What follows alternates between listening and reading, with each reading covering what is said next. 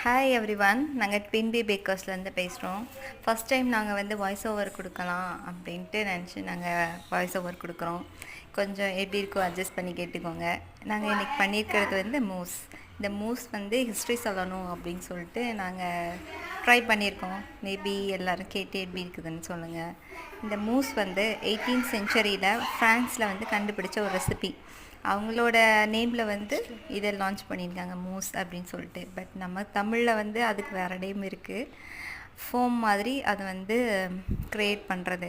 ஃபோம்னால் நம்ம எக் ஒயிட்டை வந்து பீட் பண்ணால் ஒரு ஃபோம் வந்து க்ரியேட் ஆகும்ல ஒயிட் கலரில், அந்த மாதிரி க்ரியேட் பண்ணியிருக்காங்க. அப்போ அவங்க பண்ணுற டைமில் வந்து எக் ஒயிட்டு, சால்மன், சீஸ் எல்லாம் யூஸ் பண்ணி அவங்க மூஸ் வந்து ட்ரை பண்ணியிருக்காங்க. இது வந்து அப்போது பிரின்சஸ் அவங்க மட்டும்தான் சாப்பிட்ற மாதிரி வந்து க்ரியேட் பண்ணியிருந்தாங்க. பட் அந்த 19th செஞ்சுரியில் வந்து கொஞ்சம் சேஞ்ச் ஆக ஆரம்பிச்சிருச்சு. அப்போது சாக்லேட் மூஸ் வந்து ரொம்ப டெவலப் ஆக ஆரம்பிச்சிருச்சு.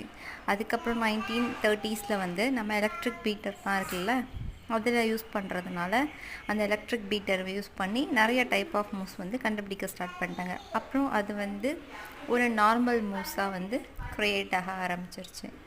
நார்மல் மூஸ் க்ரியேட் ஆக ஆரம்பித்ததுக்கப்புறம் அவங்கவுங்க ரெசிபீஸ்க்கு ஏற்ற மாதிரி அவங்க அதை சேஞ்ச் பண்ணிக்கிட்டாங்க. இப்போது நாங்கள் எங்களோட ப்ளூபெர்ரி மூஸ் வந்து லான்ச் பண்ணியிருக்கோம். இது வந்து fresh fruit and fresh crush எதுனாலும் யூஸ் பண்ணி நம்ம பண்ணிக்கலாம்.